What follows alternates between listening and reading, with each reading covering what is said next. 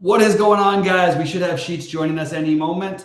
Hopefully. I'm not 100% sure that he's going to be here because I haven't heard back from my last text, but we'll hopefully have Sheets here. Going to go through this slate quickly. We've got some millionaire players that are members of the site, including myself. So we're going to try and get that million tonight. That 2,500. We don't get these in baseball. Hopefully with a nice big stack going into the NFL season. That's what we want to see. So hopefully we can take that down. We've got a lot of options on a very strange slate. I would say that, like, pitching wise, it's very hard to feel comfortable with anyone outside of Cole and Bassett to some extent, but we even know that that's a little bit strange, right? So, I mean, I'll just give away what I'm doing in my big buy-in in terms of pitching. As of right now, I'm playing PFAT, however you want to say it, Fat and Bassett in my main one right now. I understand it's a fairly chalky one. I do prefer the Cubs over every other stack today. I think that the Giants are a strong play. I think the Mets are strong. I think Toronto is strong. And I think the Braves are hard to get to, which makes them always interesting with the highest run total on the slate. So I am probably going to have to just suck it up and say, you know what, I'm going to have to not deal with playing many Braves tonight and hope it doesn't kill me. But and hope that my Cubs go crazy. But the problem is, as the day has gone on, as I sort of projected earlier in the day, the Cubs have gotten more popular as I shut up. I should have been to start the day as the day has gone on. So it's a little bit concerning. Look, you're trying to win a tournament. It's got less than 1,000 people, but you're trying to win the tournament. It's the first half the money goes to first place. And anytime that happens, I'm willing to take a few gambles that may be a little bit off the board. And I'm still only showing 3 Cubs players over. Actually, only 2 Cubs players above 10%. I get the feeling that the higher buy-ins are going to get more than that, but that's what I've got right now. And I am going to be heaviest on the Cubs of any team. Again, secondary would be the Mets for me, the Giants, then Toronto, and then if you can find a way to get the Braves in. Teams just missing for me, the Yankees. I do have one full 5-man stack, but not in a huge buy-in. Philadelphia and San Diego, I think, are both interesting. Kansas City and the White Sox are the other two, just because of the great hitting conditions in Kansas City today. So those are my main ones. Guys, say what's up when you get in the chat. It's good to see you guys. Good to be back for the live show and good to be back in business. But drop in what you think, what you're, again, if you go through the games, I went game by game earlier on the first look. And I really think you've got an argument for a lot of good stacks. I know I mentioned like 7 on a 10-game slate. That's pretty good. And I think there's even some that I didn't mention that you could include. You could play parts of Washington that are very cheap. I think you could play parts of St. Louis. It really is a pick which ones are your favorites. For me, that's the Chicago-San Francisco game. And then it's, obviously the Mets, Toronto, and the Braves, everything being considered. For what it's worth, I do think the Mets are going to be probably the highest owned, just in the sense that Alonso and Lindor are going to be really popular. So I, just keep that in mind. Again, I'm not overly worried about ownership because I think it'll be somewhat spread out, but I have a feeling it'll condense a little bit at the higher buy-ins. And I think you're going to see it. I think you're going to see a decent amount of Mets, particularly the Alonso, Lindor, Alvarez. Those will be the 3 really chalky ones. Then you've got guys like Vientos, who's really cheap and makes things work. Beatty, if you're not playing Vientos, also cheap at third base to make things work. So those are going to be the popular ones. I personally am going to, again, not worry too much. I've got Goldie's projections with nobody above 15% as a hitter. That's pretty good for where you can kind of do what you want.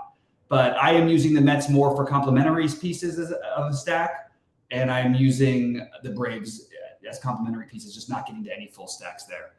What's good to my man, Rich B? Good to see you, man. Anyone from Arizona that I like tonight? So the Arizona game is completely fine. I just want to always point out to people that it's always weird. I always have and it's, sometimes it can even be a flaw of mine. I always have a hard time getting to the idea of stacking against Coors pitchers when they're not at Coors, because I feel like it's kind of baked into all these numbers that make these guys look great, is the fact that these pitchers they're facing are pitching in Coors half the time. So as far as Freeland goes, I still think that it's a good spot, obviously, for Arizona. I just didn't get to them. I named a bunch of other stacks that I like better, but I mean, there's absolutely nothing wrong with stacking them. I mean, it's not like Freeland's a guy you should be afraid of. For what it's worth, he does give up home runs, and for what it's worth, he actually has been better at home, which is kind of odd. So go ahead and play your Arizonas. I will not be riding with you, but I will be rooting for you if my lineups don't hit, because I can completely see it. I just personally didn't find myself going that direction. And I was just in Arizona. It was 100 million degrees. So I'm going to guess that the roof is still going to remain closed, but it does. The temperature does change in Arizona, and they'll try to get that roof open sometimes. It's going to be closed for all the games of this series, but I'm definitely okay with Arizona. Just didn't get to them personally myself.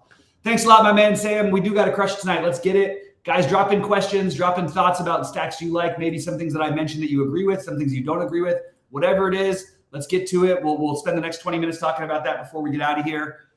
We do have a bunch of new site offerings to offer that we're going to get into. I'm not going to do it on this show because I'm doing this one alone, and I don't want to go through all the new year-long things that we're offering and all that. But we've got some cool new stuff coming up that I wanted to talk to you guys about once I get a little more settled in. This is my first day back, so little behind, playing catch up all day, and we did have a technical issue earlier that we got sorted out real quickly. Thanks to the SaberSim people for doing that, and we're ready to fire.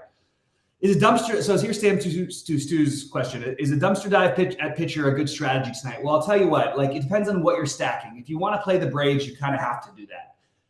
For me, it's PFAT or FOT, however you pronounce it. I like saying PFAT because I think it's funny. I think that the clear pivots from PFAT in that cheap range that you're looking at would be a guy like Quintana. I think you could argue for a guy like who was the other one I had marked down? Oh, Ken Waldachuk. I think he's actually getting a little bit of steam at the higher buy-ins anyway, because I've heard people talking about him on the big shows. I think it's okay to take that shot. One thing about this, even though I like Toronto, partly because you can play them very cheaply. Remember, there's no Bo Bichette in this lineup. There's no Matt Chapman in this lineup. It's you got Clement down at the bottom, Espinal, Kiermaier in the lefty. It's just not as good a lineup for the Blue Jays. So I think Waldachuk would be your other dumpster dive outside of FOT or PFAT. Those would be the guys I would dumpster dive with if I had to do a dual dumpster dive. That's what I would do. So we've got Listicle Lounge asking about the chalk pitcher on FanDuel. I'm actually not playing on FanDuel tonight because I'm playing the 2,500, trying to focus all my attention on the DraftKings stuff. But I'm going to switch over and just talk about a little bit of FanDuel while we're at it. I think that it's very clear. If I was playing on FanDuel, you're just playing Bassett or Cole. And I don't think it matters if it's a chalky pitcher. I really just don't think you think about that kind of thing. I'm just going to pay up for the guys with a significantly higher upside than everybody else. It's kind of interesting. SaberSim has PFAT as the third highest projected scoring pitcher on the slate. Very, very interesting. And I'm willing to attack Colorado. So I'm going to take the PFAT. But I personally, if I was playing on FanDuel, I would only play Cole or Bassett personally. I don't think I would look at anything else. And I'm going to take a quick look and see what the chalk will be. I'm going to guess it's going to be massively in Cole's direction. But I would only consider Cole and Bassett on FanDuel myself. And I think Cole is going to be probably owned. See, he's projected about 25%. My guess is in the high buy-ins anyway. He's going to be 40 to 50%. I really think it's going to be that high. And Bassett and PFAT are the only other ones, or FOT, that people will use. If you wanted to get creative, the guy who can win you the slate, and this is true for both sites, but he'll be unowned on FanDuel or very low owned, would be Dylan Cease. That's the guy you want to get creative with. If you maybe your lineup's a little chalky, maybe you need a cheaper pitcher. Dylan Cease has a huge range of outcomes. He can put up 30 on, well, this is DraftKings points. He can go 7 innings with 10 Ks. He can get lit up in the third inning and give up 9 runs. He could have negative points, and he could be the highest scoring pitcher. Neither would surprise me. So if there was anyone to get creative with outside of Cole or Bassett on FanDuel, it would be Cease for me. But that comes with a warning that there's no complaining if he gets blown up, because it is very likely he gets blown up. Let's put it that way. Keep firing in questions and thoughts, guys. Want to get this till about 6:20 Eastern before we get out of here. Unless we've got stuff that takes us a little longer, I'm happy to cover that. I'm curious if Rhodey's got one in the millionaire tonight. Shout it out, Rhodey. Let us know what you're doing. And Sheets has got one in there. I saw his package sold out before I could even get some of it on State Kings. I wanted to get some of the Sheets action. Can't go wrong getting too much Sheets. Anyway, and I'll say roughly what I'm doing. I'm not going to give away what I'm doing exactly in the big one, but I'm looking at a possibility of a 4-3-1. This will all be Cubs will be the most. 4-3-1 Cubs, Mets, and a giant, unnamed giant, or 4-4 with and it's all for the same. I can do any of these. I have all these options. A 4-4 with the Mets and Cubs, which I like that because it gets me a little bit different in terms of actual builds. I think people will go 5-mans in the big lines as they always do. Maybe there's a way I can get away with doing a 4-4 and maybe differentiating a little bit that way on top of, playing guys who are 7-8% owned, and doing a 4-4 gives you a lot more leverage on the field than it does if you're playing 5-3 or 5-2-1, because that's going to be a fairly common build. Anyway, so that's just something that I'm flirting with right now, how to get it done. But the one thing I can promise you is there will be 4 Cubs in my main build on DraftKings in my big buy-in minimum. So that I can promise you. I'm going to go positions real quick. That I think there's some standout players. I actually really like a couple of. I love Blake Sabol and Alejandro Kirk as catchers. Yan Gomes you can use in Cub stacks, but I like Sabol and Kirk quite a bit. So I'm very, very high on those two. Sabol's my number one. Alonso, Guerrero, and Wilmer Flores are my favorite first basemen, unless you want to use Cody Bellinger at first, and that's totally fine also, obviously. I like the Toronto guys at second base, Schneider and why can't I think of the young fella's name? Whit Merrifield, not young fella even. Schneider and Whit Merrifield would be my favorites. I like Jeff McNeil's price, but I would prefer to use him at least in some correlation with the Met, like he and Alonso, or he and Lindor, Alonso and Lindor, or a full stack. I don't love playing Jeff McNeil as a one-off because we know he has limited power. So that's my one little caveat. I also don't mind Glaber in Yankee stacks or mini stacks. Third base, I'm spending down quite a bit. JD Davis, I like. Madrigal in the Cub stacks. Vientos in Met stacks. Clement in Blue Jays stacks. And that's pretty much my third base is my spend down. Oh, and Candelario also at third base in your Cubs stacks. All right. I just noticed that Mitch Haniger is out of the lineup, which I sort of thought he would be, but I was hoping he'd play because I do like Haniger. I've got a weird bias towards that guy. He won me a lot of money in DFS so far, so I'm just always got a bias towards him. Got to get my Haniger lineups out of there. All right. Shortstop, Dansby Swanson, number one for me. Number two would probably be Lindor. And then I would get into Jeremy Pena, Volpe. Those would be the guys I would be looking at probably the most. You can also play Clement at shortstop instead of third. Outfield, Cubs, and Giants. That's my outfield sum up. Jacob Young also with a little bit of speed, the top of the Nationals lineup, and I think that you could take a shot with him at 2,300. Dominguez, we know this guy's got some pop for the Yankees. Hit a home run in his first at bat, had another home run yesterday. So playing Dominguez at 3K seems like another good value spend. Again, got a little bit of Merrifield where I'm playing Schneider also in the outfield. But I am mostly going to be on Cubs and Giants in the outfield with some Yankees. That's sort of where I'm at. And the occasional Jacob Young at 2,300. That's pretty much my sum up. Pitching, I mentioned I've got some Cole Seas lineups. I've got some Cole Bassett lineups.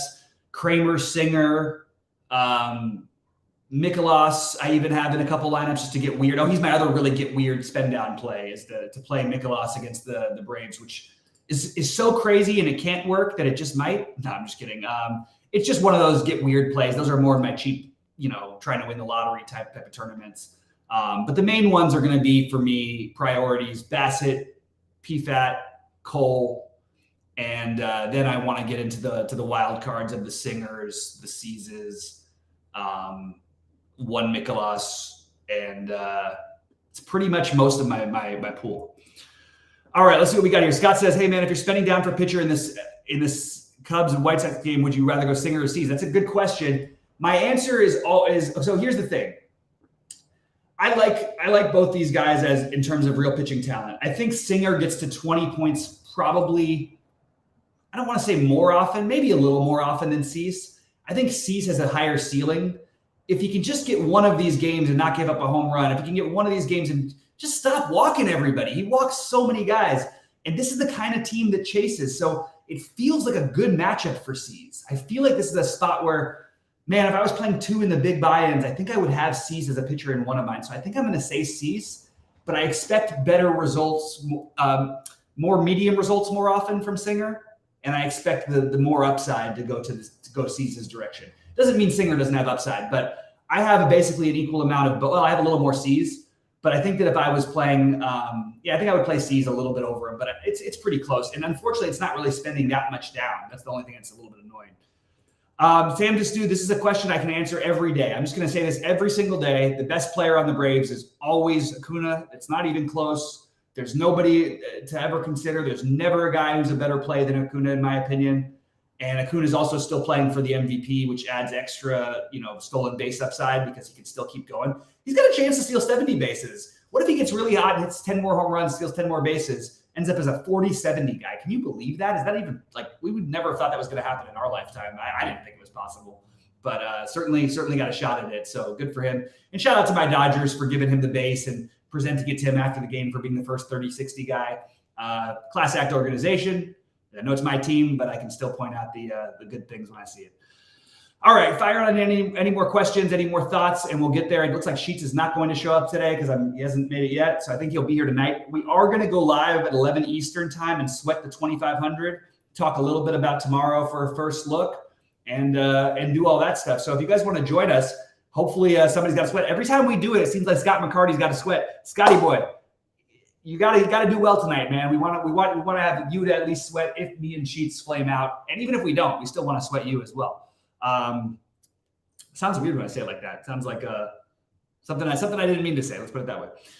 All right. What else we got here, guys? Fire in questions and thoughts. Please hit the like button. Remember, we want to keep doing these videos for free. We are adding a bunch more stuff behind the paywall, but we would like to keep some of the content free, including these videos. In order to do that, we need the likes from you guys. We appreciate it.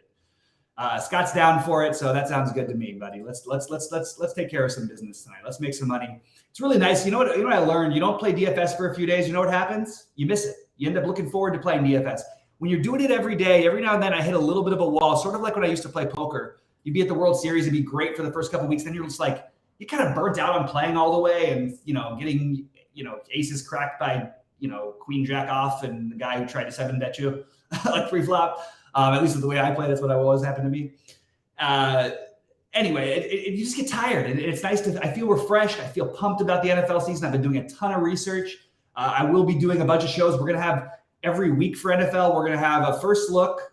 We're going to have a position by position breakdown. Rhodey and I will try and get in a show together to do a overall position by position first look. Then we'll do another like a final look on Friday after the injury reports are released, and then we'll do live before lock, 2 hours before lock every Sunday at 11 a.m. Eastern. The main guys will be me, Sheets, and Rhodey, but we will try to include others as well as we keep going.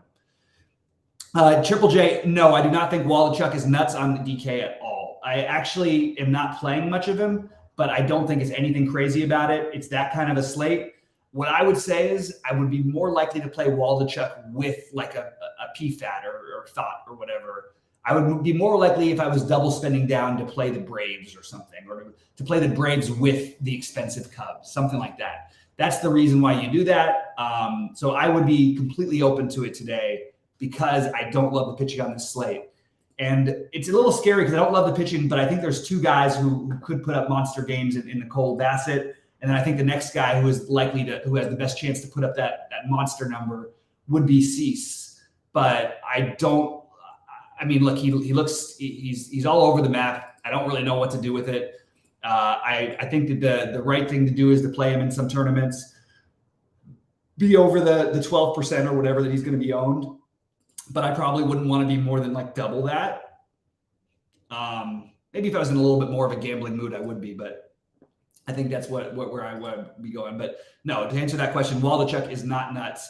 But again, no right to complain. If he gets rocked, we know what we're getting ourselves into when we play these guys. You know what I mean? So we eliminate the right for us to complain if we're going to play a guy like that with that thing. Same thing with Cease.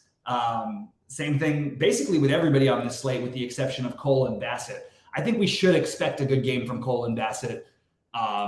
Not to say that they're guaranteed by any means, but I am going to go into this assuming that they are both in good spots and should be the guys you feel the most comfortable with at the very least. All right, guys, I'm probably going to get out of here unless we get any more questions in there. Again, don't forget to like and subscribe if you haven't subscribed already. We appreciate it. And join our wonderful community. We've got some great new deals for the NFL season coming up. We're going to launch those. We'll put them in Discord. We'll put them out on Twitter. We'll send them to anybody who's ever been a member of ours before. And we're ready to get it. We go football, then we go into my favorite. My favorite meaning that it's going to stress the hell out of me as always, but basketball is, I just love basketball. So looking forward to that. I know we're still got a couple months away from that. Actually, really only a month and a half, I guess. But yeah, we're pretty pumped for this time of year. And I'm going to be stuck at home for a while, so I am going to be in the weeds, as they say. All right, guys, I appreciate you all. Thanks so much for joining us. And I will be in Discord all night. And hopefully we will see you guys as well as ourselves at the top of the leaderboards this evening. Good luck, everybody.